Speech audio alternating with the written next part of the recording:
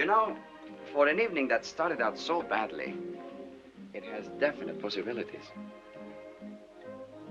No. Before you drink, you must always say salud. Salud.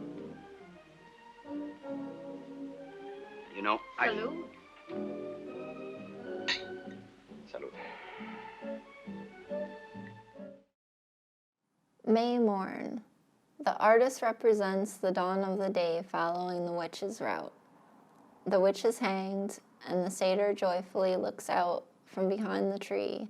In the background, all is spring, and the nymph danced joyfully to the piping of the shepherd. The picture is symbolical of the new eon. From the blasted stump of dogma, the poison oak of original sin, is hanged the hag with dyed and bloody hair, Christianity. The glyph thus commemorating Salve horizontale et semor verticale. The satyr, a portrait of Frater DDS, one of the teachers of the Master Therion, represents the soul of the new eon, whose word is do what thou wilt. For the satyr is the true nature of every man and every woman, and every man and every woman is a star. The shepherd and the nymph in the background represent the spontaneous outbursts of the music of sound and motion caused by the release of the children of the new eon from the curse of the dogma of original sin and other priestly bogies. Love is the law, love under will. Do what thou wilt shall be the whole of the law. Also let me add this verse, and blessing and worship to the prophet of the lovely star. I quote our holy book again because I have recently seen an orchestrated campaign by the usual suspects criticizing Crowley's writings, art, and character because of sex. The prophet died 70 years ago.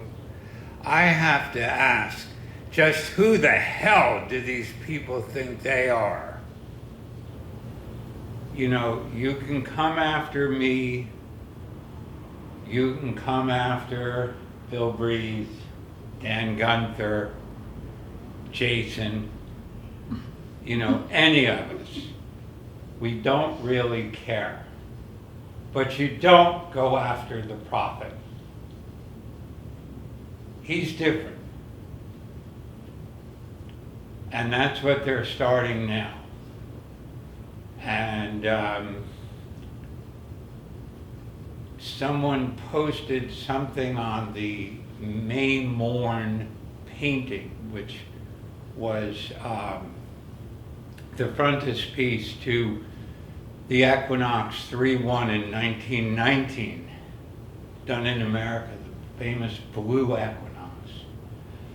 And it was a criticism written from the point of view of some social justice warrior, a sexual Marxist.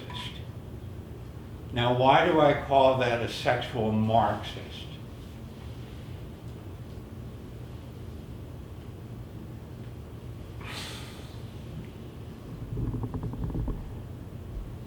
The OTO is a sex magical organization, okay? We are a tantric magical order. If you don't like sex, you should not be here, okay? You can be in a lot of other places that don't like sex. This is not one of them. You know, we believe sex is holy. We don't care what you do in bed. No one cares. It's none of our business. But we do want you to have fun in bed. And if you're not having fun in bed, maybe you can learn from us how to. If you don't want to have fun in bed, go somewhere else, because you don't belong with us.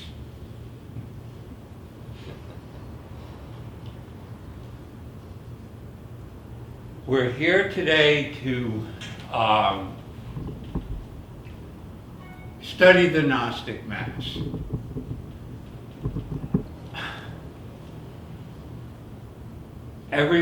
Most everyone here has attended the Mass. Many of us here have been officers in the Mass.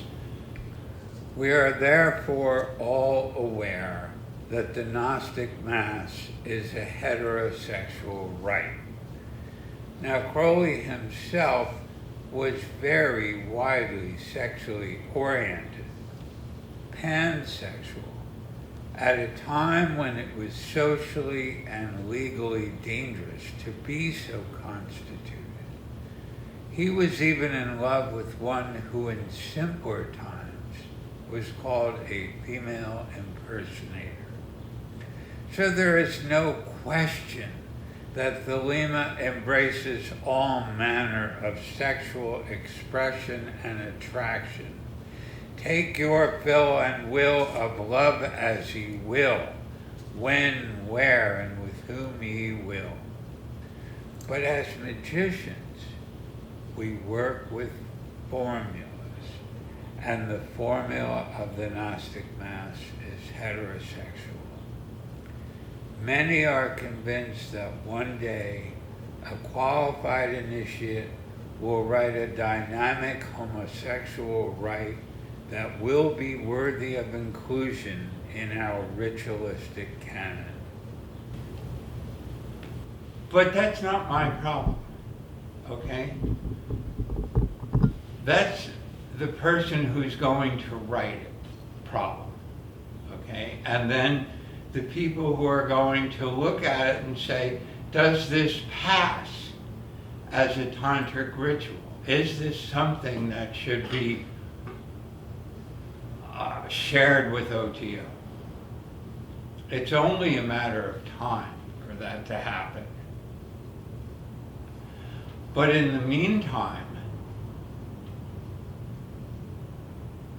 we have to love, respect, and enjoy, for God's sakes, the fact that this is a tantric magical order, a sexual magical order. Hello, it's fun. We want people to have fun, you know? Now, we're supposedly talking about sexual ethics, so let's first acknowledge that the term battle of the sexes is something that is not a cliche. Or if it is a cliche, it's a cliche because it is so obvious, so historical, so much a part of the fabric of life that, you know, you can look at it and say, why do you even have to say it? But we say it. We call it the battle of the sexes. What does that mean? It means sexuality is a struggle for every single person here, okay? For some people, it's a struggle to define what kind of sex we like. For other people, it's a struggle to define how to behave ourselves properly with people that we desire. How to separate lust from love, from politeness, from proper behavior, you know?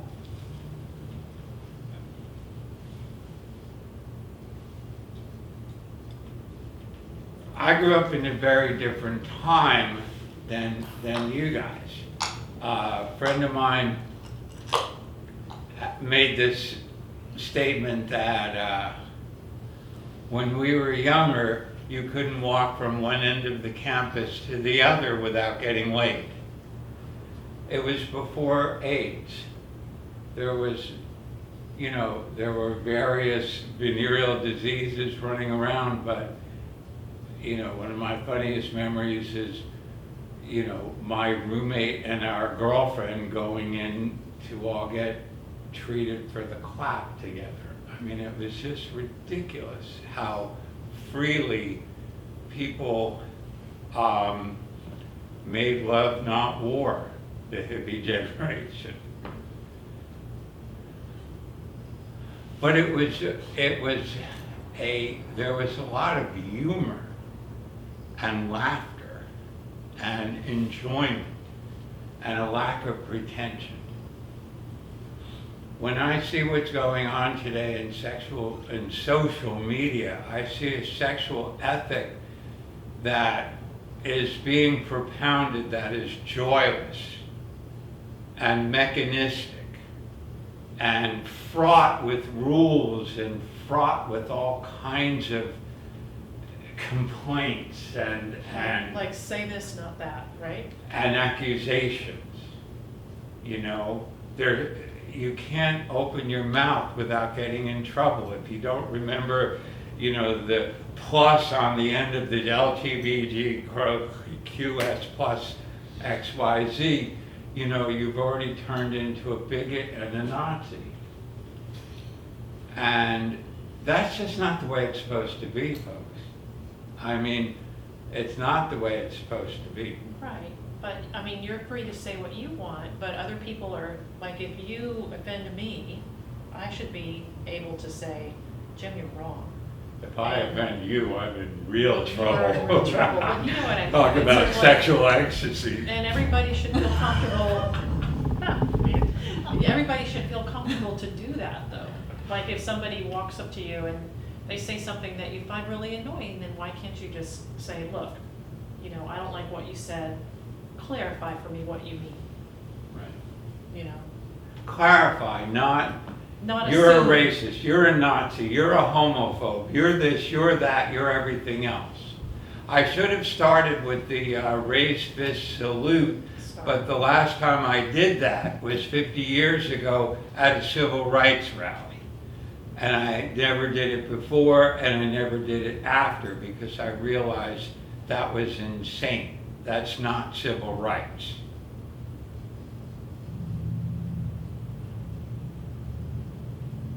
We're being taken over by people who are maybe as, you know, Nancy, we were talking about this yesterday, that when we were kids, you never were home, you know, unless you were reading, you know, or it was nighttime and you were having dinner with your parents or something, or whatever. During the day, you were not in the house. You were playing with your friends. You were doing all kinds of stuff. You were getting in trouble. You were having fights. You were playing war. You were playing all kinds of fantasies. Yeah, doctor. Yeah. Pre-OTO. You know, but you were outside. The people today grew up, maybe they were playing Dungeons and Dragons. God knows what keeps people in front of a keyboard, you know, 20 hours a day. But whatever it is, they're very loud. They're very loud, and they're forcing a culture on the rest of us. Right, it's like maybe they never had the freedom. You know, kids today are a little bit different in the sense that they don't, you know, it's a contracted world that we live in. Right. That, you know, this is the age of the helicopter parent, you know, where kids are picked up and taken to activities and then picked up and taken home, you know. And that's what they're trying to do to the OTO.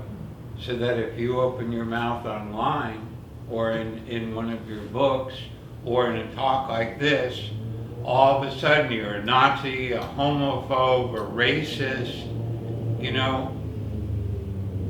And they get away with it because they have an echo chamber. And it's 5 people, it's 10 people, it's 20 people, but they make more noise than the rest of us combined. How does that work? It shouldn't work. I normally never do talks like this because I normally prepare and write stuff down and kind of work with manuscripts and all that stuff. And you know, I was so upset by that May morn attack on Crowley, you know, that Jason and I organized this talk.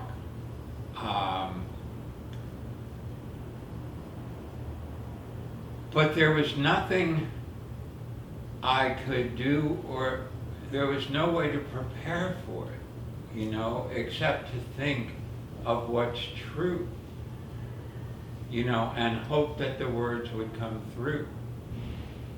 I spent a lot of time yesterday reading the commentary to the Book of the Law, you know, and Crowley's all over the place.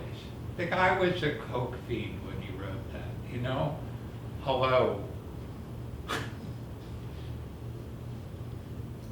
So he says one thing here and one thing there, and he contradicts himself verse by verse, page by page. And, you know, reading it, you know, what am I going to do? Quote the parts I like? I actually put, you know, markers, yellow flags on things I was going to read out loud. But then I thought, well, you guys could come back to me with what he said 5 pages back and say, you know, and you would be right.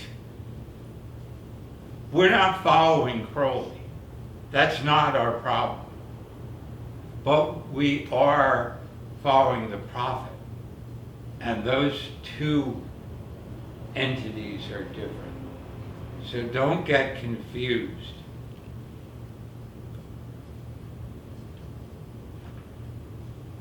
There's nothing wrong with holding a door open for a woman. There is something wrong with not holding a door open for a woman. I'm sorry. There's, you know, someone else concocting some huge multi-phase blog, you know, all over Facebook about, you know, problems with sex. It's up to women to take care of themselves. It's up to men to defend our women. If somebody sexually assaults or sexually threatens or insults a woman, we have to stand up and say no. But the woman... It's the members, if somebody, I don't know, when I first came into the OTO, I was single, hit on by lots and lots of people. Generally, you turn around and say, no, thank you, and people step back. And that's the obligation of your brothers, is to respect your decisions and your opinions. And your sisters. And your sisters, yeah, because, you know, because we're very sexual in the OTO. But if failing that, there's no reason, like if somebody keeps pushing, that should never be allowed. You know, in my situation, I think there was like maybe one time that somebody didn't respect my request, and all I had to do was tell the lodge master and say, hey, and it happened to be the lodge, but it could be you, Ricardo, it could be Sean, it would be your obligation, and for me as well, I would also, you could turn around and say, hey, Nancy, this guy or this girl is not leaving me alone. It'd be my obligation to step over to that person and say, stop. This is not okay. This is not appropriate and not acceptable. You know, if you can't behave, you don't belong here. That's the point. Know? And it's sort of like, and at the same time, you know, as a brother or a sister, you have an obligation to comport yourself in a way that doesn't leave you vulnerable. You have to take some responsibility for your actions. I'm not saying that people don't get drunk occasionally. We all do. You know, before we know it, we're 3 sheets to the wind. You know, Not me. Well, not in a while, dear, but I do remember. Oh, you do? Yeah. The embarrassing part is Don't drink She with does them. remember. Yeah, but anyway, my point being, we have some obligation to be responsible with our brothers and sisters, you know, on the other hand, but, you know, at the same time, we should all be watching each other's backs. You know, sexual misconduct is never appropriate. We had a situation recently in Florida, and, you know, there was a person accused of being a sexual predator. The body masters involved, or the body involved, covered it up. They never told anybody else. They never told us. We're both SGIGs in the order, so they should have come to us. They didn't. They didn't go to Grand Lodge. This person was kind of kept away and kept himself away for a number of years. I vaguely started hearing rumors about what had happened some years earlier. He started coming down to the South Florida Lodge and was very valuable as a member. He was intelligent, well-schooled, had done a great deal of work, and was an active participant in the magical current. It was nice. But I spoke to him, and, you know, we had a walk when he first came around outside, 25-minute walk. And I basically said to him, if you fuck with our woman, I'm gonna fuck with you. So don't you dare. If the rumors that we heard are true, you're going to be in trouble. If they're not true, we're going to give you a second chance. But I want you to know that people are going to be keeping an eye on you, because we don't open our women to sexual predators. A magical order is no place for a sexual predator. A tantric magical order is no place for a sexual predator. Guy behaved himself for 6, 9, 10, 12 months, whatever, I don't know. And then it came on again to one of our people. He was expelled. Not welcome back in the order. He was expelled with something like a 35-page dossier of evidence going against him. There was no question that he didn't belong with us.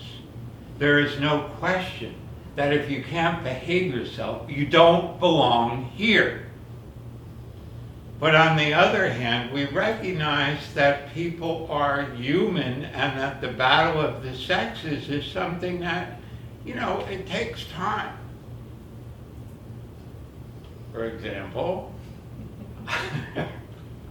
I used to call Nancy when she was at work, and I would say to her, I want you to have my baby. And I would laugh and hang up on her.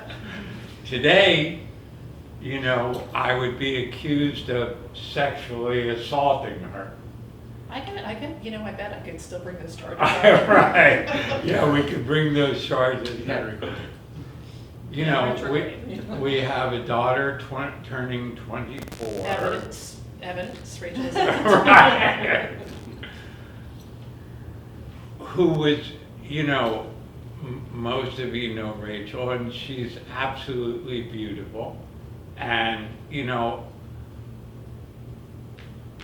I took her to a movie once and dropped her off, you know, in the parking lot. And I started looking at those boys. And I thought, I'm just going to kill them.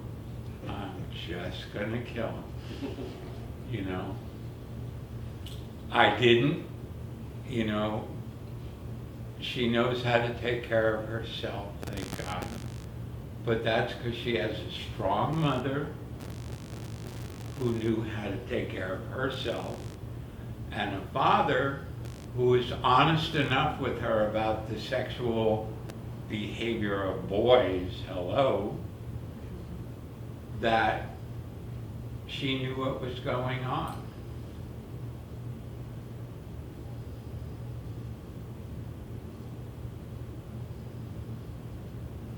Crowley says in his 1923 diary that the most important factor of the spiritual life is being a gentleman. If you are a gentleman, if you meet a gentleman, you meeting a spiritual person. Okay? Doesn't matter if they follow our path. Doesn't matter who they are. If they have the basic respect of you, themselves, each other, that's good. That's real good. That's what we want. That's who we want. We are also a chivalrous order. Our women are girt with a sword, but our men are protecting our women. We're all protecting each other. I was going to say, it works both ways. That's why you have the sword. You have the sword both to protect yourself, but to protect your brothers and sisters as well. Well, true fraternity, as Masons know, you watch each other. Whether you're, regardless of what gender you are. I had recently read a book on the Weathermen, the radical Marxist revolutionary cult of the late 60s and early mid-70s. They treated sex, that's why I use the expression Marxist, devoid of humor, devoid of emotion, devoid of really passion. A mechanistic, depersonalized, politically, making a political statement, not enjoying each other. That's not what the OTO is about, okay? It's not what the OTO is about. Live, love, enjoy, grow, be respectful, be responsible. If anybody gives you trouble, for God's sake, speak up to us, we will protect you. Right, and regardless of, because we've been speaking a lot about heterosexual stuff, but, if somebody harasses you because you're gay, or, hits on you, and it doesn't matter what it is, what kind of sexual aggression it is, or, what kind, if it's unwanted, it's unwanted. It can be, or somebody's harassing you because of your sexuality. It's not okay, it seems silly to have to come out and say this. Right. This is what they used to teach us on the schoolyard. This is what you used to learn in grade school, kindergarten. Having to talk to the OTO about this is because of those Dungeons and Dragons folks who can't keep their mouths shut and spend too much time on their keyboards and their monitors and their hate-filled rhetoric.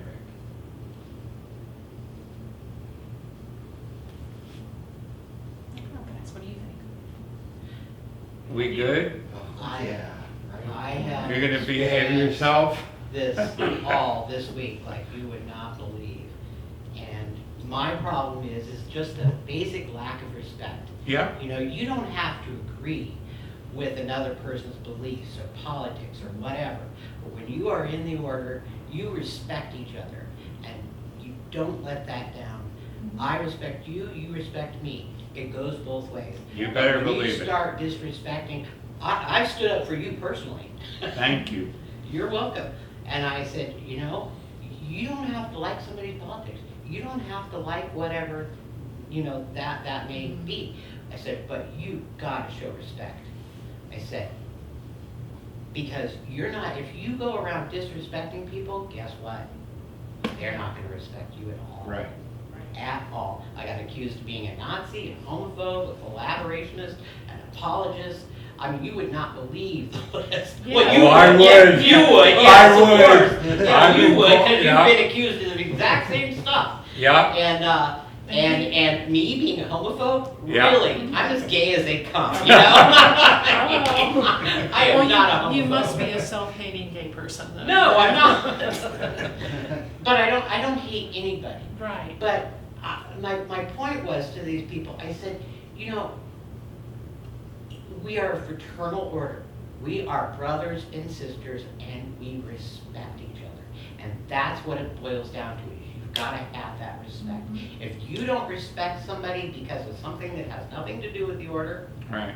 leave. Yep. Leave, because Yeah. you don't belong here. You Right. don't belong with us. We're a community. Absolutely, absolutely. I feel so passionate about this subject. I'm gonna write something because it's Good. just, it's under my skin, like you Yeah. would not believe.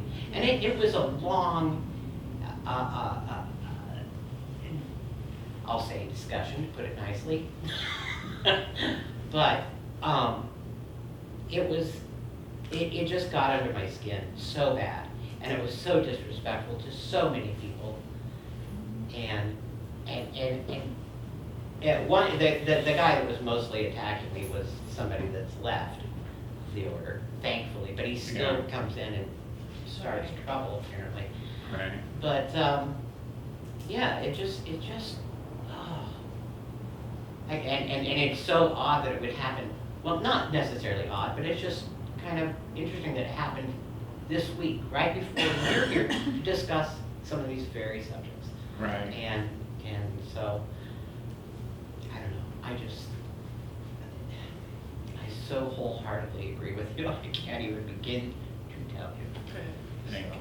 I have so much respect for you and your work that you've done within the order, and you as a person, just, you know, on a personal level, I have a lot of respect for you. And Well, we're getting to know each other now. exactly, You know. and some of the things that were said, oh my gosh, we're just like, you know, I have met James Wasserman many times, and I'll tell you something, he is nothing but fraternal. He is respectful, he's friendly, he is a nice and decent man. So whatever you think, you can stick it. People don't know anybody. Like you, Yeah, I'm a that's warrior. the thing, they No, it's like they don't know people. No one Right. knows each other in the eyes anymore. It's all Right, on and the I actually keyboard. think that's a really important thing. You don't judge somebody until you know them on a personal level. Well, maybe there Right. might be some sort of reform like, within the order of like internet presence within the order and like how, you know, how to go about it Comport because of the yourself. facelessness Yeah. within it. But Yeah. it's, you know, it's a sticky wicket, you know, because once you start monitoring people's reactions and behaviors, people should be self-regulating in that way. Right. You know, it's sort of like you, Absolutely. yeah. Is there a way that we can enforce people breaking their oaths to this and just getting them out of the order? You know, free speech is a really important value, and I would rather do what we're doing today, which is simply to fight back. You know, I hope that Tim posts this thing on the internet. I hope we get a chance to talk about our version of this thing and what it's doing to us. You know,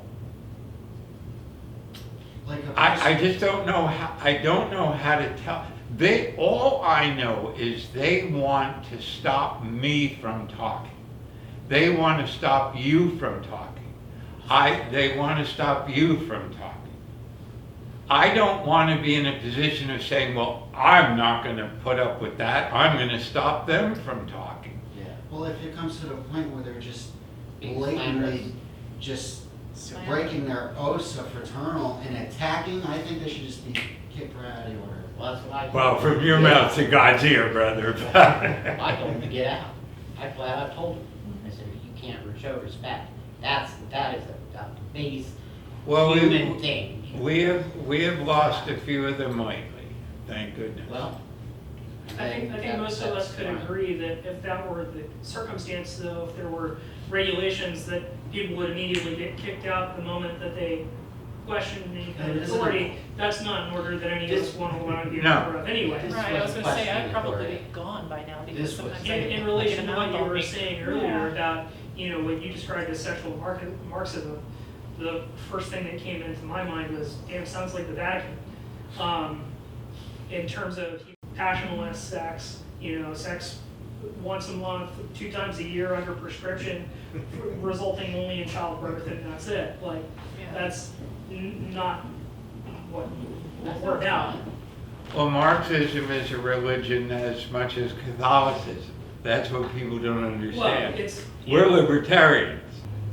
That's a joyful, it's a way of trying to implement socialist ideals that is completely antithetical to the process, because you can't enforce partnership. right. You can't dogmatically top down enforce people getting along. It doesn't work that way. So there's the legal context of consent, which is one aspect. So consent from a legal standpoint is, if you can't drive, then you can't consent. So it doesn't matter if you're drunk, if you're not legally able to drive a car, then you're not legally able to consent, even if you say yes in that circumstance. So that's one aspect, which is, very black and white. But as we all know, reality isn't black and white. And when you're dancing with another person, you're going to step on some toes inevitably. That's just the way that, human relationships work.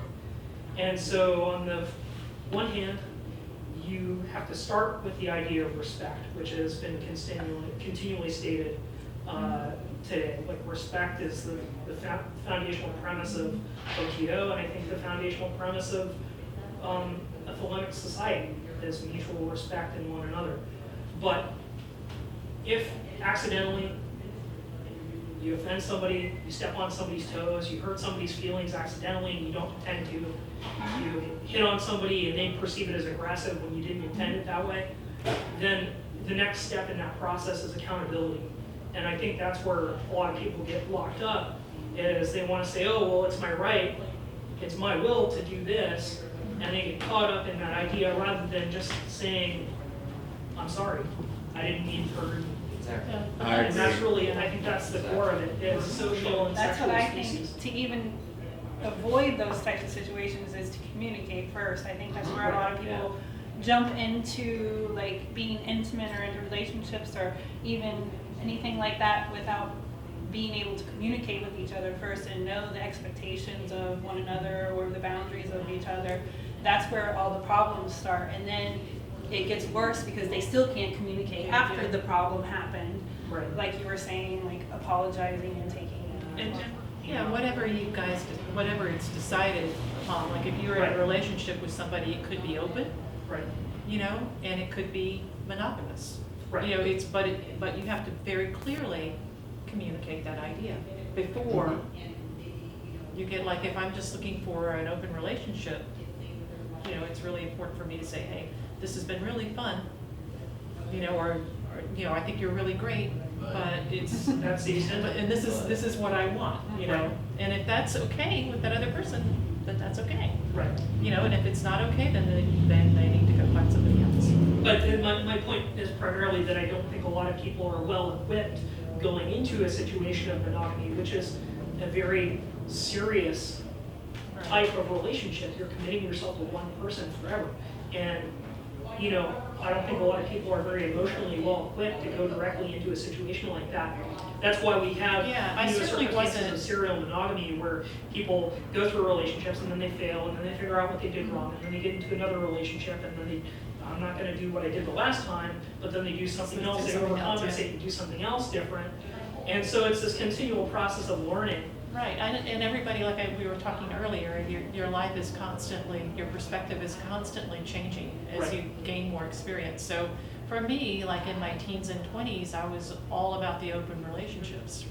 Okay, and then like when I got a little bit older, I went through that period of well, this is just the way it happened for me. I went through a couple of serial monogamy situations and finally settled into a very monogamous situation. With the right person. With the right person at the right time. Exactly. You know, so somebody that understood what I was doing. I think it's still all, that's my perspective on the whole thing, it's a lack of social interaction between people anymore. Like you said, people used to go outside, they used to do stuff. Even in OTO, I'm sure back in the day, you all met at the lodge, you hung Right. out together, you did some together. It's not all like, oh, that person's in the lodge with me, Right. they're a jerk. Or, you know what I mean, and there Yeah. you're not keyboard, so you're not actually interacting with these people on a level that you have respect for them, because it's easy to not respect people when you're just talking online. Even if Right. it's, you know, because even when you're in school or something, oh, that's Billy, he's in somebody else's class. You didn't know him because, Right. but later you met Billy, and Billy might be cool. Yeah, yeah. The things, the opportunities aren't happening as much, even in relationships. What's everything like Tinder and these things where you're just like, you're not meeting anybody, you're just seeing a picture, which is doctored up and fake and whatever, and then you're maybe meeting and then maybe interacting, but you know, depending on what they're wanting out of the relationship, it's like not real interaction. I think that's really hurting humanity. It's definitely hurting the order. Because none of this stuff existed. We used to just come in, I like this weird stuff, I like this weird stuff. No one was like, I like this guy better than this guy, or whatever. It was just, Right. you didn't care about that because you were caring about the prophet, or the book of the law, Right. or the rituals. Right, Now right. it's becoming- Or the literature. Yeah. Or the literature. We've been a little bit weak in our providing the literature to you guys. Something that really needs to change dramatically and quickly. We're doing the best we can, but people should be talking about the books and what they're reading. And we also need to start having babies. Well, you guys have stepped up to the plate. Nancy and I have stepped up to the plate. Jason is doing his part of it. It's not just about Tyler, we're it's, cool. It's not just about the babies, Jim. It's I got the grandbabies, come on. well, it's about, you know, it's about producing stuff. I mean, it's about producing things, about giving birth on a lot of different levels. Yeah. You know, it's not just having babies. It's having. But that's the it's way that- creating. It's creating art. It's like writing your book yourself. It's writing a ritual. It's, you know, it's being. Babies productive. are the way that a magical or that a religion grows. I understand and I agree that there should be more kids in the EGC. But You have a few more good years there, Connie. I want to sleep. I'm close. Yeah. We like to Tony's sleep. glazed over. Yeah. We like our nights. And Olga's like,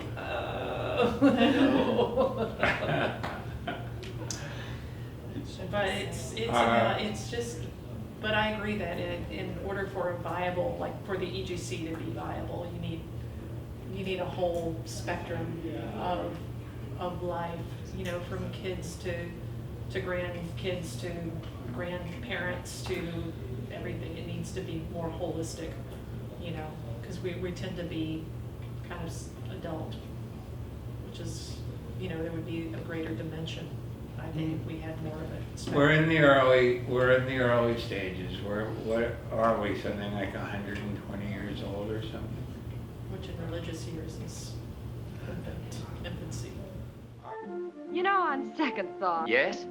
I really can't But stay. baby, it's cold outside. I've got to go But away. baby, it's cold outside. This evening has been Hoping that you drop so in. very nice. I'll hold your hands. They're just like My ice. mother will start to worry. Beautiful. What's your My hurry? father will be pacing the floor. Listen to the fireplace So roar. really, I'd better scurry. Beautiful. Please don't Well, hurry. maybe just a half a drink more. Put some records on while I pour.